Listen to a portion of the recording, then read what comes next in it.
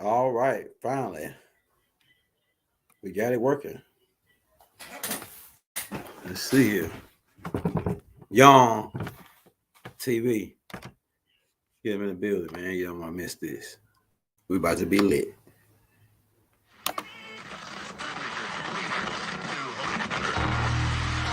And the ancestors are looking out for us. Todd Hayes is exposing them, man. Okay, you see that chair right there? See how big it is? Yeah. Now look at the Pope chair under. Scroll down, look at the Pope chair under. Never have it been made so clear. Young TV.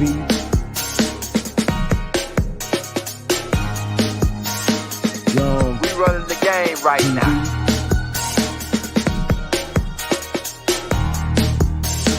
Young TV. Time to take over. Young We the hottest in the game. Hit that like, hit that subscribe button. If you just not tuned in. TV. Share, like on your Instagram, Facebook. Young TV. If you tuned in, we broadcasting live from 2030, baby.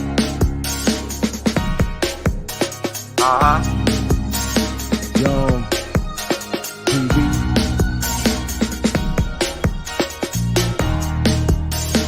Young Taking over the game, baby. Oh yeah. Young TV. Hit that like. Young TV. Get them likes up in the air, you heard me? Young TV. Ride by. Hotel Islam. Young TV. Assalamu alaikum. Flown lesson. Peace. Young Unto TV. you. Hit that like. Hey, peace. If you come into the building, it's supposed to be 9:30. So I gotta get this time frame down. But this tape is what happened to Malcolm. And this tape is gonna tie into.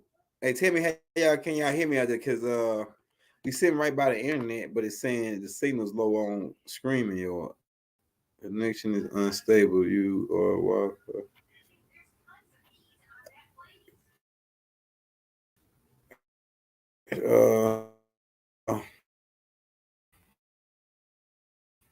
let's see here.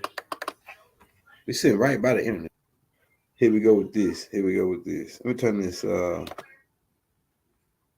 virtual reality screen off. Hey, Rob, bye if you come into the building, family. Yeah, you go right there. Yeah, Rob, bye if you come into the building, family. We in the back room because they making a lot of noise in the office. Front part. All right, yeah. So we got pictures and everything on this one. So we can hear me loud and clear. Let's share that screen, man. Everybody get into what happened to Malcolm, man. Now keep in mind, if you ain't watched the Bumpy Johnson tape, if you slept on a Bumpy Johnson tape, that tape connects into this tape. Because Bumpy Johnson's story connects it to Malcolm's.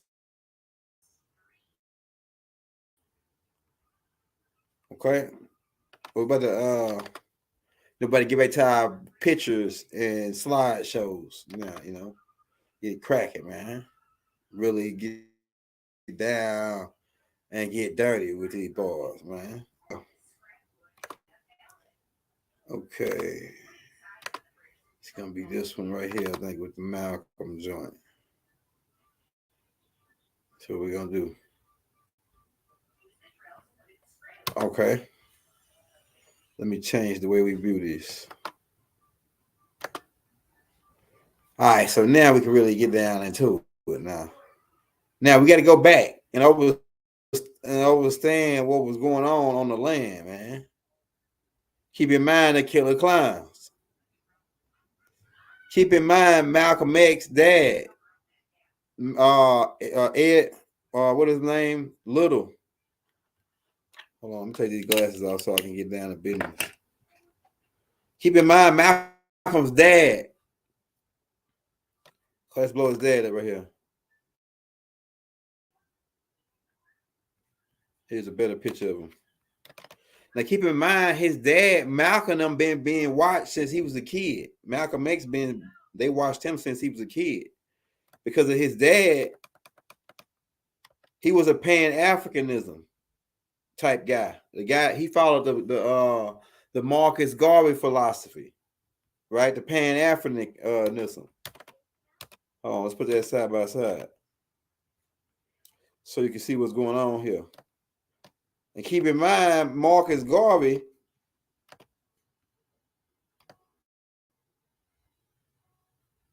let's get that side by side. The going back to Africa thing, right? Right. So keep in mind, what Marcus Garvey was teaching was Pan-Africanism, going back to Africa, getting a whole bunch of cruise ships, taking us back to Africa, right? And then when he found out, let's blow him up too. Let's blow them up too. And keep in mind, let me go into this before I get into Malcolm's dad and what he was about. Let me go into, like I say, he was down with the Pan-Africanism with Marcus Garvey. Okay. And keep in mind about Walter Plecker, dude that wrote outside of genocide, outside of history. It's gonna all connect at the end of this shit, right? Hit that like, hit that subscribe button if you're coming into the building, man. Okay, all this gonna tie in together. We're gonna get into all that. I'm looking for the picture of Marcus Garvey in here. Thought we had a picture of Marcus Garvey in here. We can pull it up. We got the internet right here. But y'all know what Marcus Garvey looked like. But this is the point I want to make. Marcus Garvey found out that they were gaming us and that we were from Africa. That here you go right here. Here go Marcus Garvey right here, bro. Okay, so this is Marcus Garvey for you because a lot of people, they knew to the conscious world and they never heard of Marcus Garvey. So this is Marcus Garvey for you, Marcus Moses Garvey. His whole thing was, keep in mind, he was connected with the York Rites, right? And the Templars. Keep that in mind. Okay.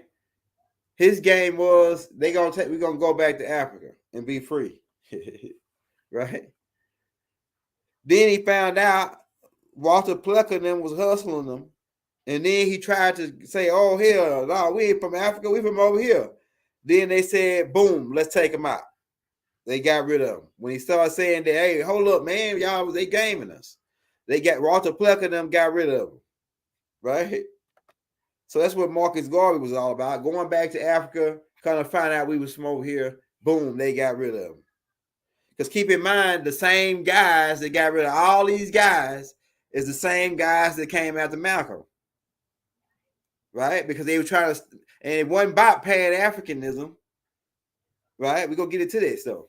So, Little, I think his name was, I'll think of his first name in a minute. My mind is blank. Like it starts with an E. But Malcolm's father, he was a Pan-Africanism preacher. And keep in mind what the Ku Klux Klan is all about. And how that the Alphabet Boys was setting up right groups to combat black groups, like the Black Panthers and groups of that nature, right? But during this time, the Marcus Garvey movement, Malcolm's dad was part of that movement. And so in towns like Omaha, Nebraska, and they had to move several to several different states. But these same beings chased them every state. And so finally they hit him in the back of the head and threw him in front of a train. But they said that he was a Negro that was storing up the other Negroes with this Pan-Africanism. and going. So on one hand, they wanted to stop us from going back to Africa. On the other hand, like they confused us. So if this guy was teaching Pan-Africanism, why the Klan wasn't down with, oh yeah, let's send these Negroes back to Africa? Why the Klan trying to stop them?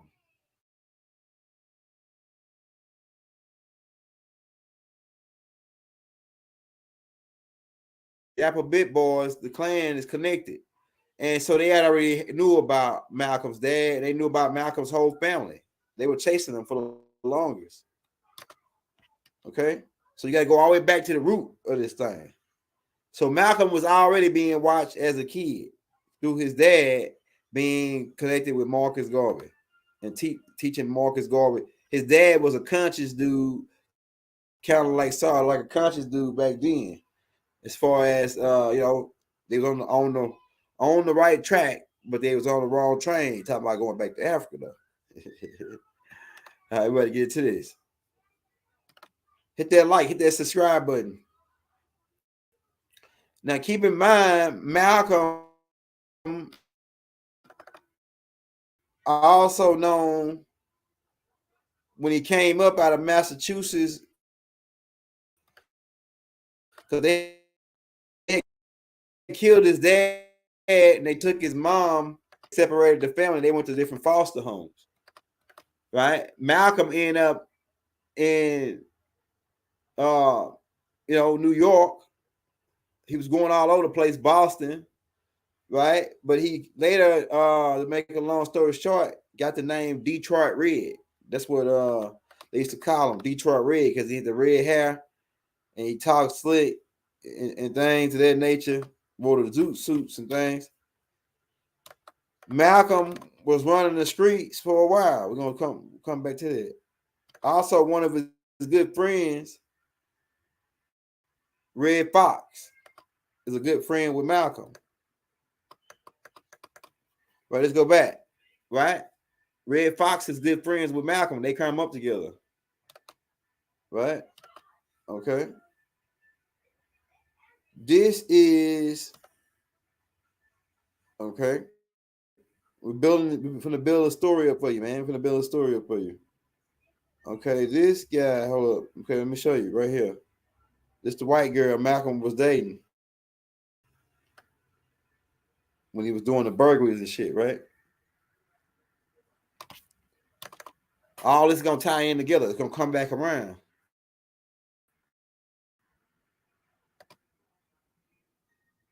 All right, this the white girl right here Malcolm was messing with that they show you in the movie, right?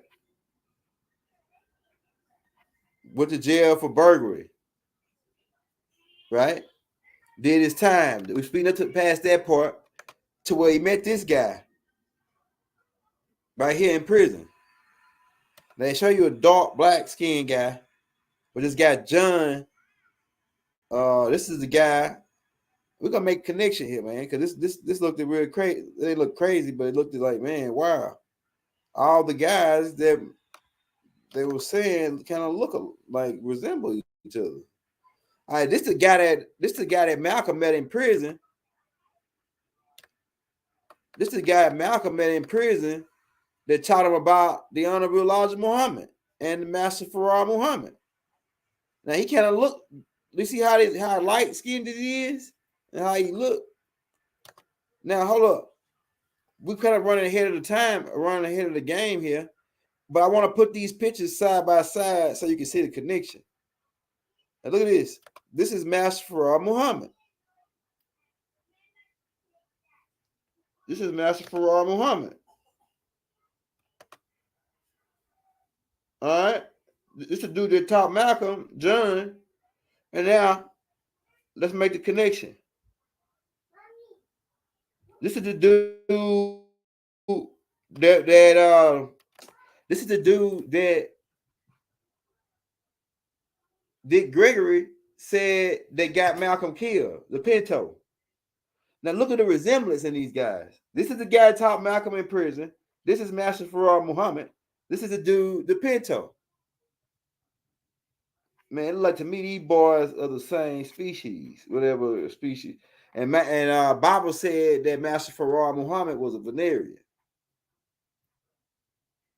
They had no hair on their face. These boys don't got no hair on their face. I'm telling you, bro. It's a connection here. We're gonna come back to that though. Like I said, it's the guy that taught Malcolm about Farrar Muhammad and Elijah Muhammad, the Honorable Elijah Muhammad. And then this is the guy, the Pinto. They all kind of resemble. I need to see that chat, man. What y'all got, man? What y'all think on that so far? I need to make sure y'all can hear me, man, because they okay, it's doing good. It's doing good. Let's keep going. All right, we're going to build up to this point, but keep in mind these three pictures. It's a connection here. The Pinto, Master Farrar Muhammad. All this going to connect back to Malcolm, though. Okay, yeah, here go Mark. Okay, there go Marcus Garvey. And that's Walter Plecker right there. The same dude that did paper genocide on us and turned us in black, Negroes, and coloreds. The same guy, Walter Plecker. And he right behind, guess who's that? Marcus Garvey. Marcus Garvey talking Pan-Africanism. Hey, these Negroes need to go back to Africa. That's that Zionist Jew trying to get us off, exile us off our land type of shit, man. I'm telling you. So, hey, some kind of way Marcus Garvey figured out the game and said, Walter Plecker them hustling us, man. We on this our land. Boom, let's kill him. And it probably was this guy right here. Look at him. You know what I'm saying? It probably was this guy right here that took him out. His right-hand man. Plecker pocketed money. Yeah, I'm telling you, man. That's how they work. All right. So keep in mind, Marcus Garvey, like I say, Malcolm's dad followed that philosophy. Okay. Now, we already broke down about the COINTELPRO and about the 13 killer clowns and how the 13 killer clowns really is the FBI. And the Knights of Templar is the other alphabet boys, the crooks in action. But it's these guys who are responsible. But keep in mind, Malcolm had everybody out of him. But to tell you why. Okay? But to make the connection for you, man. All right, let's go back. Now keep in mind, we're just giving you a quick overlap for the people that don't know about the killer clowns and how Woodrow Wilson fingered America. Woodrow Wilson fingered America. These guys are the killer clowns who are responsible for protecting the North Gate. Keep that in mind. They've been running the game, like I say, since Woodrow Wilson, 1913, Federal Reserve. These guys print the money. That's where they get the $22 million to run their hospitals every day. They print the money. The feds, the FBI, the Federal Bureau, all that. That's these boys. The judges, they got judges and chief of police, all that. The chief of sheriffs, the sheriffs, they usually be sheriffs. The head sheriff in town usually be a killer clown, like Sheriff Seals, who came out to Bible. Man, y'all ain't figured it out yet. I'm telling you. So keep in mind about that. Here's a hospital where they print the money now. Keep in mind. They're looking for the kid. They're looking for to stop that kid. They can come up and tell you the truth about what's going down on the land. They can take down the North Gate. They're looking for the kid. They can take down the North Gate. There's some of they temples and mosques and shit. What they look like. All right, keep in mind, Gay Edgar Hoover. You already know about Gay Edgar Hoover. He was responsible. These guys knew about Malcolm, man. They got a call from jail. He got a call. They knew about Malcolm. They was watching him as soon as he got out of jail. All right, here got some more pictures of these Killer Clowns in the background shaking hands and shit, man. They go J. Edgar Hoover. Shaking hands. These guys. All right. So the two alphabet bars, we already showed you that, right? These are the two guys who were trying to get after Malcolm. Keep in mind the Knights of Templar symbol is right there in the thing. And the 13 Shriners, 13 stars and all that. We got to talking like this, man, so you'll get it. Okay? Here's Malcolm as a little boy. Poor Malcolm, man. Malcolm, you had the right idea. You should have just listened to Elijah, man. Here's him again. Had his hair slicked back. They used to put this perm on their head. This perm on their head called devil in a can, where they fry and dye and lay it to the side. That was like the style back then, because they wanted to be like white folks, right? So-called white folks. All right. I'm building up to the point now. Now, keep in mind, we're going to do a tape called Who Was Noble Drew Ali? It's for people that don't know who Noble Drew Ali was. But this guy here, because all is going to connect, this guy here is Jeff Ford. The guy they put in prison said that he was a gangbanger, and he's a peace stone, blood, and gangbanger. But in this picture, like to me, these guys got faces on. And Hebrew beards and Hebrew dress, like these guys is the child, Yahudis, the Moabites, Yahudi Moabites. Like these guys got fences and shit on. They don't like no gangbangers. He got the same fez on, well, not the same, because them ones they got is borrowed from their masters, right? They can't really wear our headdress naturally because it ain't theirs. Right? So Jeff Ford got a fez on. And this is why he became a threat to national security because of nationality, man. This is what they don't want you to know, man. That Malcolm came a threat to national security. Anybody going against that, Baba, threat to national security. Larry Hoover, threat to national security.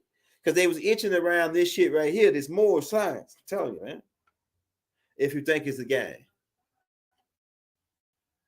I'm telling you. Jeff Ford in the same prison with Baba. Put it together. Right? Okay. Now keep in mind the Honorable Elijah Muhammad. One of the wisest men to come during his time to guide our people. I'm telling you, man.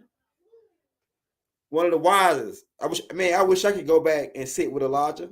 You people that got to sit with Elijah, y'all were real lucky, man, to sit with somebody like that. The people that got to sit with Baba, y'all were real lucky, man, to be able to sit and be in the presence of somebody like that. That the Most High sent to his people. You know? So a lot of people probably took Elijah Muhammad for granted. And they probably wish they could go back now and wish he was here so they could ask him more questions. Because he had a whole bunch of shit that he's in his head. He just couldn't tell everybody because they weren't ready. They weren't ready for the real extraterrestrial shit and all that. So he had to keep Islam. He had to build a nation. And Elijah Muhammad, keep in mind, he knew about the nationality because he come up under Noble Drew Ali. See, we got a picture of Noble Drew Ali in here. We can put this side by side. Okay. Yeah, keep in mind he came up under Noble Drew Ali and Farad. We have reason to believe Farad Muhammad is a Venerian. Okay. Okay, we're gonna come back to Elijah because we're gonna make that connection. But keep in mind, we're gonna come back to Elijah in a second. Keep in mind, Empress Patrice of the Washington Nation and the Killer Clowns raided her, came after her, tried to shut her down. Keep that in mind. About the national security threat on the land to the Federal Reserve and the United States Corporation, which is a business. If you because their business is human trafficking. We're gonna just come out with it. Their business is human trafficking, and they were trafficking us under black Negroes in color as Christian property. But if you start to break up and start to know this, Washita, the Moors, that's who we are. Are we this and that? Then now you're a threat to national security. Okay? So keep in mind about all that. So we're going to paint it in your mind. If you don't know about the Killer Clowns, go back and get the tapes we put out about the Killer Clowns. Okay? Keep in mind the black hand is puppeting this shit the whole time. All right, we're back on Elijah. All right, the Honorable Elijah Muhammad was a wise man, and he knew that they couldn't fight the U.S. government until they had a certain amount of people on a certain amount of level, and they was all thinking as one mind, as one unit, like a hive. So Elijah Muhammad was trying to build a nation and try to stay out of the military, the politics arena. You know, politics, that means they sucking on you, right? So he was trying to stay out the arena and keep the attention off of them, even though they was already being infiltrated by the Alphabet Boys and the New York police. But the people that was infiltrating us look like us, but they ain't us. You know what I'm saying? I'm telling you. Elijah Muhammad knew it, but he was a wise man. And so you can go all the way back to why the nation was set up through the Jesuits, and why Malcolm X was rocking a Jesuit wing when he got shot. You know what I'm saying? We'll get to that later. But so, like I say, Elijah Muhammad was trying to build a nation. And before Malcolm X came, the nation was real small. It didn't have as many mosques as it did when Malcolm X got out of jail. So we go back. Okay. So Malcolm. Okay, we're gonna put it together for you. So when Malcolm, like I said, that dude that taught him. Let me show you the dude that taught him. His name was John. The dude that ran into Malcolm in prison and got him to curve his high, because they were doing drugs and stuff before he went to prison. And the dude that helped him curve his high was this dude right here. And he kind of looked, like I say, like Master Farrar Muhammad. Or like he's some from the same bloodline or something. This dude. This is the dude that taught Malcolm about the Honorable Elijah Muhammad and Master Farrar Muhammad. You think that could have been Master Farrar Muhammad changed his way he looked a little bit? Because he's a Venerian. They know some little things on how to alter their appearance and shit. Kind of look like the same dude. When you're looking at Master Farrar Muhammad, from the same type of people, some kind of like Italian mix. These guys come look like an Italian mix. Okay, so when Malcolm ran to Elijah Muhammad, when he got introduced to the Nation of Islam and Elijah Muhammad by this guy, he started to clean his act up. And then he started to read. This dude told him about reading the dictionary and all that. And you remember what happened in the movie? That part really happened, but it just wasn't a dark-skinned guy. It was this guy right here, right? And so Malcolm began to get brilliant. And keep in mind, he come from a background where his dad was already a prolific speaker, and they didn't like his dad because they say he stirred up the good Negroes in time. And they chased them by 3-4 different states. Malcolm lived in Omaha. He lived in a couple different states before they individually killed his dad. by setting him up, hitting him in the back of the head, throwing him on the train tracks. Malcolm got Breed in jail. Malcolm gets out of jail. Now, before he got out of jail, Malcolm writes up, damn, this is what really got Malcolm on the list. Malcolm looked at it. All right, so while Malcolm was in prison, a couple months before he got out, he wrote a letter to Harriet Truman. Let's get Harriet Truman pulled up. He wrote a letter to Harriet Truman talking about how he was a black Muslim and that they said he was a communist. Man, but I'm starting this communist game, man. I feel funny every time about this communist guy. I know the guys that's going after the communists are really the communists. I'm telling you, man. I'm telling you, bro. All right, so this is Harriet Truman. He's a killer clown. So Malcolm wrote the killer clowns before he got out and told them what he was gonna be up to. And keep in mind, J. Edgar Hoover was the head of FBI at this time, and they was already monitoring the rise of a black or Nubian, Moor, whatever name you like, type of guy that was gonna rise up and lead his people and take them back to and pretty much they whole job, they don't give a damn about what we call ourselves over here.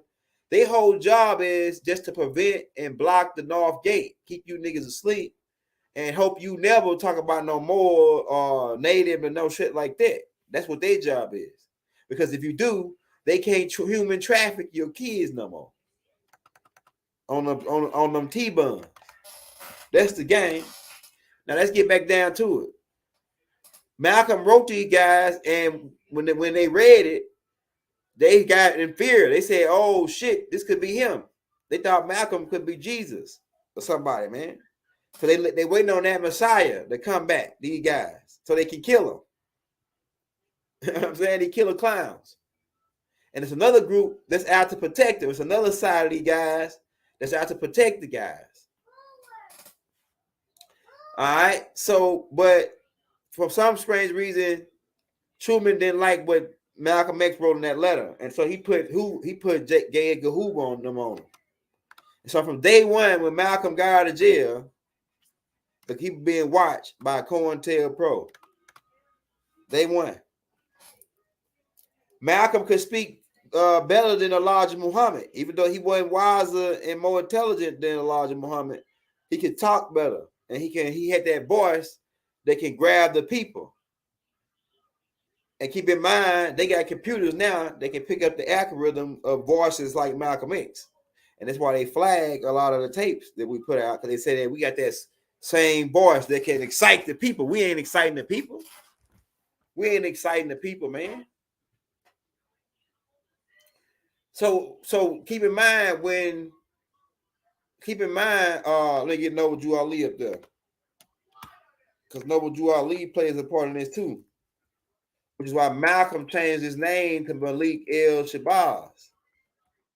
Then he changed his nationality. Now he a problem, see?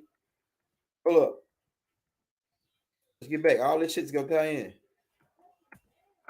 It's kind of like a long story, man. But I want to show you this part. Check this. I'm finna get exclusive here. All right, so we're going back.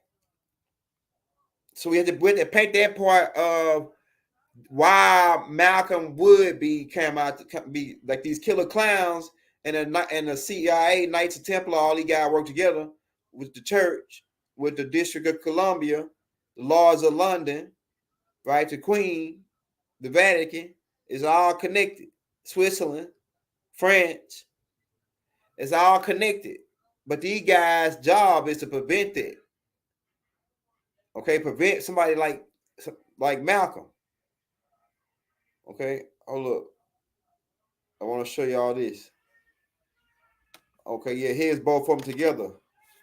Both of them killer clowns together.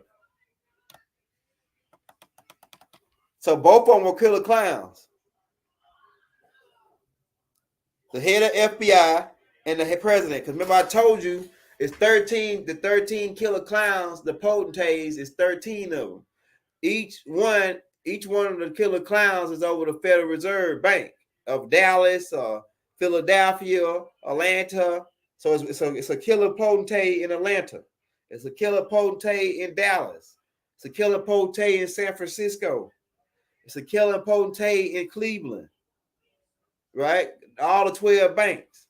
And then the 13th killer clown usually be the head of FBI or the president in Washington, D.C. So I went to paint that picture for you why Malcolm would become a threat. And keep in mind, these guys got fezes on their head, the same Moorish headdress. So keep that in mind. That's another connection.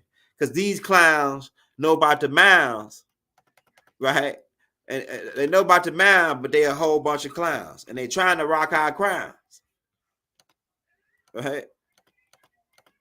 Okay, let's go back. Now, Elijah Muhammad, like I said, was building a nation, and they come out to all our leaders, and they use the same tactics. They come out to Elijah Muhammad. It's always they come out to your bed. They go out to your bed in your your sexual life. They go out to your sexual life when they first. That's part of the COINTELPRO tactics. They go out to people's sexual life to try to deframe them in the public's eye. But Elijah Muhammad survived these killer clowns, and he was successful in continuing the nation and getting all the businesses and things set up, and to help our people to stick together and like we was at first, to bring us back together. Because Elijah was supposed to turn the fathers back to the son and the mothers back to their mothers, and he did that. Elijah did that. If in the nation, the mothers turn back to their daughters, and the fathers turn back to their sons in the nation, under the tutelage of the Honorable Elijah Muhammad. So Elijah Muhammad did his job by turning them back and preparing the way for the great and dreadful day of the Lord, Angel Michael comes. For the coming of the Angel Michael. I'm telling you, man. Because he was already talking about the UFO shit and all that. So when Baba came, it was like Baba just added to what Elijah Muhammad put out. And it just made it more clear, right? We'll get into that. Wallace D was supposed to be one of the guys that was taking over, but he turned against Elijah too. I don't necessarily think he turned against him. I just think that he has had a certain disagreements about the white man being the devil and all that. And he could have got brainwashed by them Sunnis, them Sunni Muslims from Saudi Arabia. You know what I'm saying? You never know. Yeah, but I'm getting to the point. All right, hold up. Now, keep in mind, the Honorable Elijah Muhammad didn't order for the murder of Malcolm X. Elijah Muhammad then loved him like a son. I'm telling you. And if Malcolm would have stayed with Elijah, he probably would have been where Farrakhan at right now. And then some people say Farrakhan had something to do with Malcolm. No, Farrakhan didn't have nothing to do with Malcolm getting killed. Farrakhan loved Malcolm just as much as Honorable Elijah Muhammad. He looked up to him like an older brother. And he like the way Farrakhan is, he like a Farrakhan, like a mixture of Elijah and Malcolm put together. The fiery side that he got and angry side that the minister got, that's like the side that he already had in him because he was a warrior, but he took out the Malcolm for that side. And then the wisdom side, he took out the Honorable Elijah Muhammad, the Minister Louis Farrakhan. Right. So to speed it up, because how much time we got? Let me see how much time we got. How many people we got? Hit that like button. 170. We got 174. Everybody hit that like, man. Hit that like button. This about to get good. We got to build you up to this point. Okay. All right. All right, I hope y'all can see the screen. Make sure I'm still sharing my screen. I'm still sharing my screen. All right, so let's speed it up. So the Nation of Islam, like I said, when before Malcolm X got out of jail, was a small group. They had only a couple of mosques. But when Malcolm X got out and hooked up with the Honorable Elijah Muhammad, they began to grow fast because of Malcolm, right? And Malcolm could speak and bring people in, and people listen to Malcolm, right? And Elijah Muhammad, keep in mind, knew about the nationality thing. He knew that if he would have tried to brought that to the nation immediately, that they were going to try to shut them down because there would be a threat to national security. If Elijah Muhammad was going on, carrying on like Noble Drew Ali was, that he would be a threat to national security, and he would have never got off the ground, got the nation as big as it was, if he would have immediately started dropping the nationality shit out. So Elijah Muhammad plan was, I'm gonna use Islam under the disguise to, but I'm not gonna use religious Islam. I'm gonna use civics Islam to build a nation of people, because that's how you build a nation. You build a nation off of civics Islam. Civics Islam is government. It's how the structure of things is ran to where they run in peace. So Elijah Muhammad said, I'm going to use Islam. I'm going to say it's the religion Islam, but I'm going to use Islam civics really on the low and build a whole nation of people to where our people are going to get their mind together and be on track. And so that's what he was doing. And like I say, Malcolm came in and began promoting it more and helped it grow.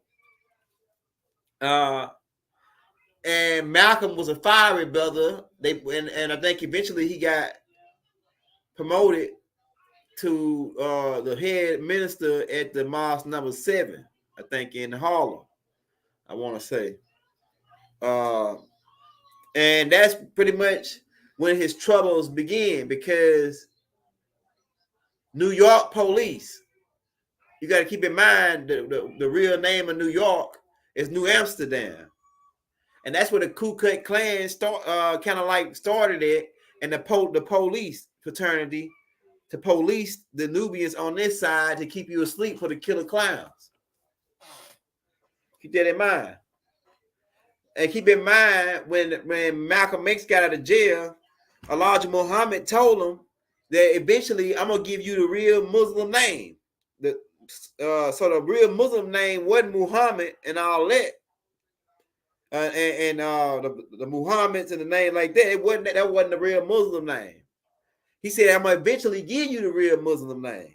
And he was talking about the 5 tribes, the El, the Bay, the Day, the Ali. Because he gave Muhammad Ali the Moorish title, right? But he didn't give Malcolm X the Moorish title. They just called him Malcolm X for a while. And then eventually Malcolm X, Elijah Muhammad was going to build up the nation, and then he was going to use Malcolm X as a guy that he was going to put forward to the United Nations. But he had to build up a strong enough military to protect them so they can make it over there. But Malcolm tried to go ahead of the time. So eventually Malcolm X changed his nationality. And he changed his nationality and he became a Moor. And he changed his name to Malik El-Shabazz, which is one of the real Muslim names, like Elijah Muhammad said he was going to tell him. Now, oh shit. Then he goes out when he changed his nationality, the Honorable Elijah Muhammad and them had to cut him off. Because if they didn't, he could bring down the whole nation. Because they say, oh, the nation know about nationality and all this. Elijah Muhammad was trying to play stupid to him. He was trying to play dumb on that part.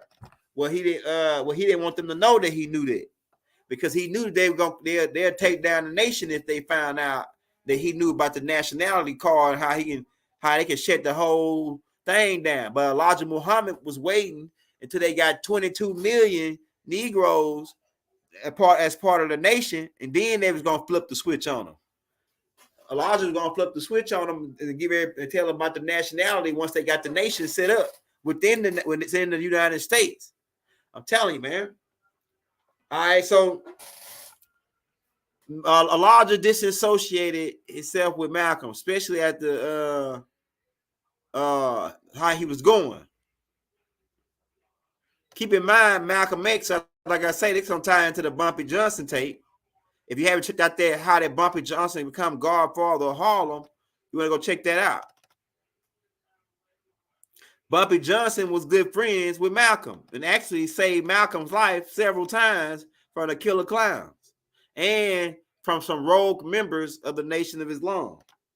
Because some guys in the Nation of Islam was jealous of Malcolm, that the Honorable Elijah Muhammad looked at him like a son and really loved him, and that he looked up to him as like the prodigal son, and that some other ministers were jealous of this, and they said that Malcolm spent too much time in the camera or whatever, right? So but these alphabet boys, they make your own people, they use your own people to do you, so their hands will be clean, just like they did when they did Nipsey Hussle. They used somebody from the Rolling 60 Crips to kill Nipsey, to supposedly kill Nipsey, and so they can say, oh yeah, see, his own people did it to him, right? Okay. So when Malcolm got a nationality is when he took his what's called your Hajj, and he went to over there to Saudi Arabia or whatever, and he got arrested, and he began to sleep at this man. Let's see if I got a picture of the man. Thought I had a picture of this man in here. The man that Malcolm stayed at his house after he got arrested. Oh, here you go, right here. So Malcolm got a nationality. He's able to go to these different places. This guy actually is the guy that was influencing Malcolm on the Islam and got no race or color or whatever, right? And so this guy actually got him out of jail, let him stay in his house 2 or 3 nights, until the president or whoever, the judge, approved him to go to the Hajj. So this was the guy right here that was schooling Malcolm on the white and black thing. Malcolm told him, he said, hey, man, in my Islam, we don't play next to white people. We say white people are the devil or whatever. And then I guess after a couple of days, Malcolm just said, forget it. This guy, got me in the jail. He helped, he let me stay at his house. I don't think this dude is racist, so I pray next to this dude. So Malcolm began praying with them dudes, right? This is when he began to say, what, man, about the white-black thing. You know what I'm saying? When he was over there praying. Keep in mind, while Malcolm was over there, they was already watching him. And in fact, they was taking pictures of him the whole time that he was over there. And in fact, when he went to Egypt, I want to say, the alphabet boys tried to poison him. Knights of Templar tried to poison him. Because they alchemical assassins, and they like the poison guys. And they got different ways and they take guys out. So, hey, if they really don't like you, because they try to do Malcolm like that at first. They just, you just go out there and start your car, and boom, you just outright blow up. Right? They tried to do Malcolm like that too. But Malcolm caught on to that. Right? But the whole time they watching Malcolm. I know Dick Gregory said this guy right here really got Malcolm killed. The Pinto. The Pinto ain't really get him killed. The Pinto did play a part in it though.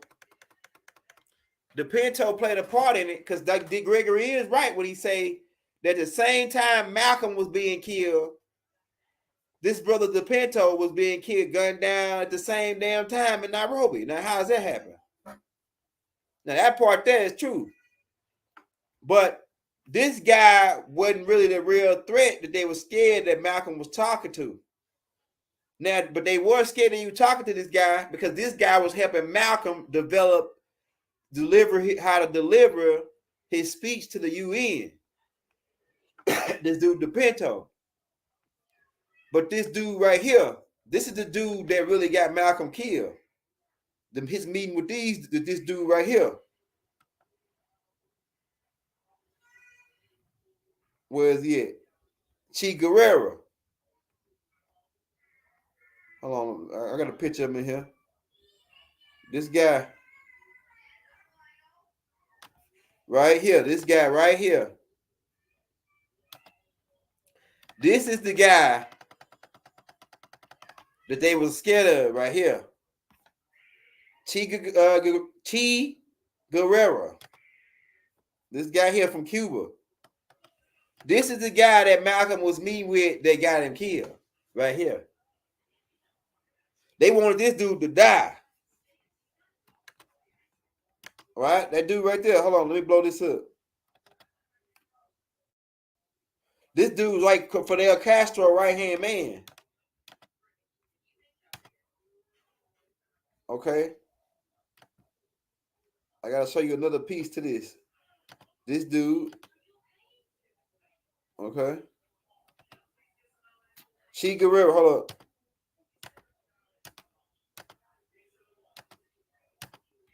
This dude name was this dude was the rogue agent that they put on Malcolm and the rest of them. He was head of that particular branch that was the Knights of Templar, who was after Malcolm and after Fidel Castro, all the revolutionists, any revolutionaries around the world, because you got to keep in mind what's happening to us here, colonialism, right, by the United States corporation.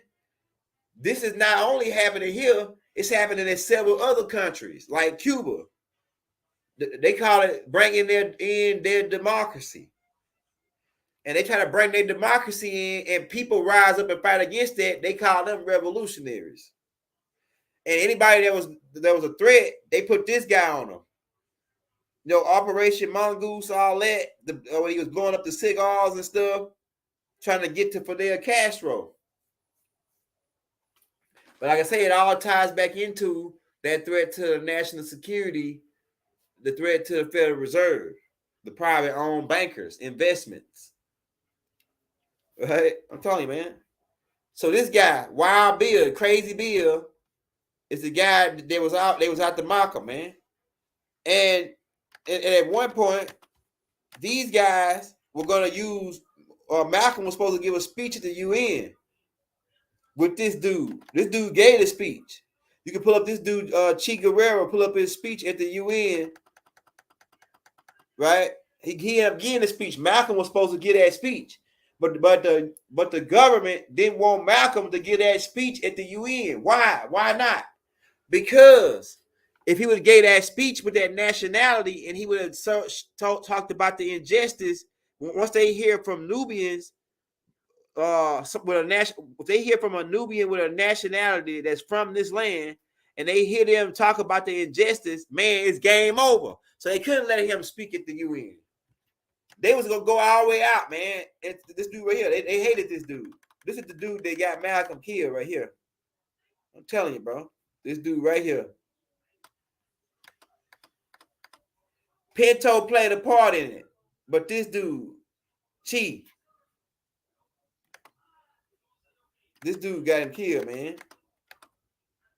Okay, hold up. Yeah, they go Plecker, Walter Plecker, paper genocide. Turn y'all into black Negroes and colors. Look at them. Look at them. And remember, hey, Mark Brady already pointed out, when you see them niggas with them white hair like that, they Ash Star Command. Walter Plecker, Ash Star Command, man. Look at him. I ain't got to make this up. Judge Ashley A. Rawls, the same judge that did Baba, right? He's an Ashtar Command. All these niggas Ashtar Command, man. You know what I'm saying? Straight up, bro. Ashtar Command. I also, Malcolm was hooking up with this guy, right? Sakino. I can't see his, it's like blurry, but I think his name's Sakino. He was from he was like the president of Indonesia. And as soon as Malcolm started hooking up with him, right after Malcolm got took out, they took him out. Anybody that Malcolm met up with, man, look, and they replaced that guy with this guy, who actually was working with the Alphabet Boys to deliver the Doogie, to bring in the Doogie. He's a big Doogie dealer. This dude, Lolo Sorrento, he's a big Doogie dealer from Indonesia that took the other guy's spot. They said this guy had zoos and shit in his backyard. And we're gonna get the connection with Obama. If you want to get the connection with Obama and Malcolm, we ain't gonna really break that down in here that much. But we have reason to believe that Obama was Malcolm's son. And we already broke that down on a tape called America Hiding in the Bushes. If you want to check that out. Shout out Dr. Phil Valentine's. He was the one that pointed it out and put a whole tape out on it. You know what I'm saying? Dr. Phil Valentine's. All right, let's talk about Obama. We'll talk about that on another tape. Keep in mind, these guys are all in bed together. And all these guys was being puppeted by this guy. They got scared when he died, boy. And he also turned them all in on his deathbed. He turned them all in at his funeral. Go get that tape called. Now, look, Malcolm met up with these guys prior to him coming over there. And the guy, what is it? I'm going to show you the guy Malcolm met up with. And he got killed right after Malcolm. Check that out. They killed him right after Malcolm. And they replaced him. And then all of a sudden now George W. Bush them over there with these guys. Hold on, let me see that. Let me show you this picture. Let me show you this picture right here, man. Check this out. This guy right here. Like I say, this is the guy that got Malcolm. Fidel Castro and that dude Che. That's the people that got Malcolm killed. They was even gonna use a bazooka, and they put a whole newspaper out about it, a newspaper article out about it. They was gonna use a bazooka to shoot the UN when Malcolm and that dude Che was about to get the speech and shit. And Bumpy Johnson boys ended up catching the dude and stopping him before he was able to launch the rocket off. But Malcolm didn't go though. Malcolm didn't show up. This is that dude right here. He came over for a UN speech in New York. Fidel Castro and them. They hated Fidel, man. I'm telling you. Something about Cuba. I remember I kept on telling y'all it's something about Cuba. It's something about Cuba. Hold on. Let me show you this. So they know about the connection with Bumpy and this dude right here, because Bumpy saved this dude life. Bumpy saved this dude life at the UN. They're going to kill this dude at the UN, him and Malcolm. And Bumpy saved him. See, it's a lot of shit going on in the background, man. Hold up.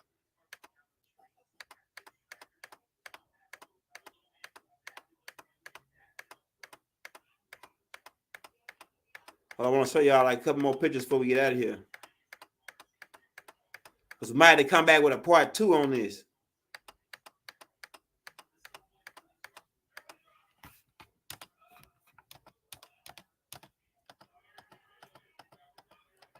Keep in mind, Malcolm X was good friends with Muhammad Ali and Bumpy Johnson.